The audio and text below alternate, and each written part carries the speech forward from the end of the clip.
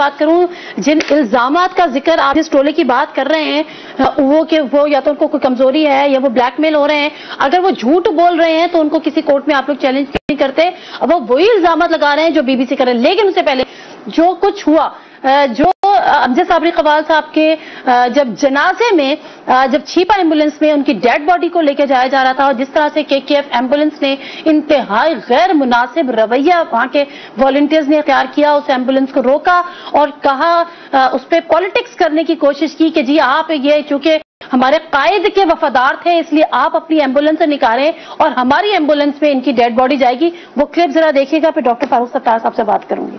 Sir खाना भी बस यही रोक लो ना, किसमें चाहिए आपको प्रोटोकॉल? गाड़ी चीमा भाई की गाड़ी उसकी ख्वाहिश में जान देता था, जब मैं अपनी पे जान देता था। गाड़ी शिफ्ट होगी, लगाओ गाड़ी निकालो। आप लोग क्यों तमाशा मचा रहे हैं? अभी आपसे हाथ जोड़ता हूँ मैं। मेरे मामूल से लाठी की वजह से यही मरता रह गया ना, कहीं नहीं गया ना यहाँ से छोड़ने। यार भाई था हमारा, ऐसी बात है। अच्छा चले, अच्छा शिफ्टिंग कराओ, शिफ्टिंग। चलो भाई हटो, पीछे जाओ, पीछे मत आना मेरे साथ।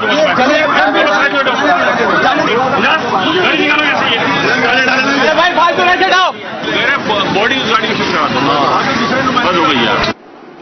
डॉक्टर साहब क्या कहेंगे, क्या आप कितना गैर मुनासिब रवैया था? और वही वाली बात है कि जो लोग एमपीएम पे जो जबरदस्ती के और बदमाशी के गुंडागर्दी के इल्जामात लगाते हैं उन्होंने प्रूव किया है और केकेएफ ने अपने आप को एक्सपोज किया है ये हरकत करके। तो नादिया मिर्जा, अगर आप जज हैं और ये प्रूफ हो गया कि वो बदमाश है और ज़बरदस्ती ये कर रहे थे, फिर उनको सजा भी कोई सुना दें। मैं सिर्फ ये कहूँगा कि जो अमजद साबरी है उसके शख्सियत के कई पहलू थे।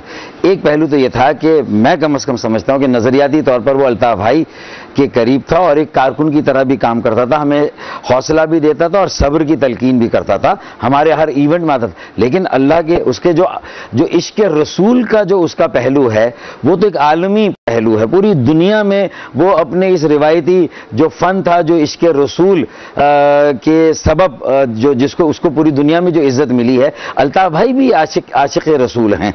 तो मैं समझता हूँ कि उस निस्बत से भी, और अगर ऐसा होता तो मैं सबसे पहले उनकी वालदा से मिला उस रात को और मैं उनसे कहता कि हम चाहते हैं कि उसको हम जिना ग्राउंड ले जाए, लेकिन वो हमारी मीरास नहीं है। वो जिस वजह से उसको अल्लाह ने शोहरत दी थी वो एक यूनिवर्सल फिनोमिना है। तो हमने इसको मुनासिब रवैया कह रहे हैं कि मुनासिब नहीं बल्कि इंतहाई गलत रवैया है।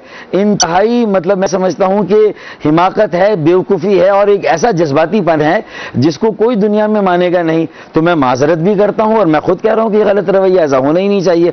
तो देखें, वो बातें जो हम समझते हैं कभी कभी हमारे आम कारकुनान इस तरह करते हैं, और उसमें अगर एक बच्चा अमजद साबरी का भतीजा या भांजा भी था रिश्ते का, तो शायद वो ज्यादा जज्बाती हो गया था और ये हमें इन चीजों को फेस करना पड़ता है। ठीक है डॉक्टर साहब, बहुत अच्छी बात है कि आप इस चीज को मास्टर मैं रियलाइज कर रहा हूं, मैं तो कह रहा हूं गलत था। बिल्कुल आप रियलाइज कर रहे हैं और आई होप कि इसी किस्म का मैसेज आपने अपने वॉलंटियर्स तक या केकेएफ के वॉलंटियर्स तक पहुंचा भी दिया होगा। उसी वक्त बुलाया, उनको दिया।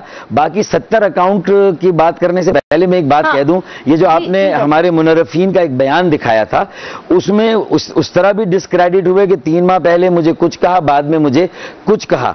लेकिन उसके बाद उन्होंने मतलब एक बात ये कि हम अल्ताफ भाई की रहलत का गोया के इंतजार कर रहे हैं। देखें, अगर ये बेतुके इल्जामात लगेंगे तो मैं भी इसके जवाब में ये ना कह दूं। फिर देखें, मैं नहीं कहना चाहता था कि क्या आपको भी 3 साल आप खामोश रहे इसलिए बुलाया गया कि अब अल्ताफ भाई वेंटिलेटर पर हैं, बस अब गए तब गए, तो अब जो है वो उनकी विरासत जो है उसमें से आप भी क्लेम कर डालें और आप भी आ जाएं। तो फिर मैं भी तो ये कह सकता हूं कि आप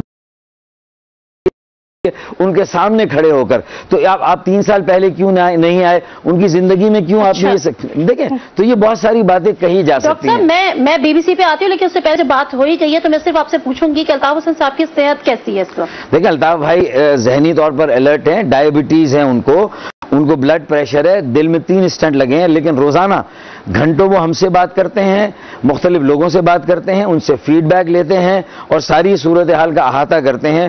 اور میرے خیال میں ایک منظم MQM اگر آج بھی ہر طرح کا جو رسپانس ہے, خبروں کا رسپانس اور لوگوں کو کہاں پر بھیجنا ہے, سارے معاملات میں الطاف بھائی جو ہے وہ الحمدللہ جو آگے کے پروگرام بھی کریٹ ہوتے ہیں اس میں ان کا ایک بہت بڑا حصہ ہے.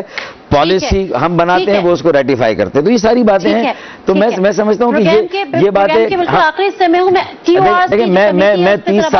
میں 30 سال سے پارٹی میں کام کر رہا ہوں, تو کیا ہم 30 سال سے الطاف بھائی کے جانے کا انتظار کریں گے کہ اب وہ گئے تاکہ ہمارے ہاتھ میں لیڈرشپ آئے؟ الطاف بھائی نے ایک 9 رکنی سپریم کونسل بنا دی ہے, اور وہ جو ہے وہ الطاف بھائی کی عدم دستیابی میں سارے معاملات کو دیکھے گی. تو میرے خیال میں ڈاکٹر صاحب معذرت, پروگرام کا وقت ختم ہے, میں نہیں چاہ رہی کہ وہ ایک پہلو رہ جائے یا ایک ایشو رہ جائے. یہ TOS کمیٹی پر MQM کا سٹینڈ کیا ہے؟ عمران خان صاحب تیار ہیں کہ اپوزیشن ایک کنٹینر پر بھی رہ سکتی ہے, عمران خان صاحب اور بلاول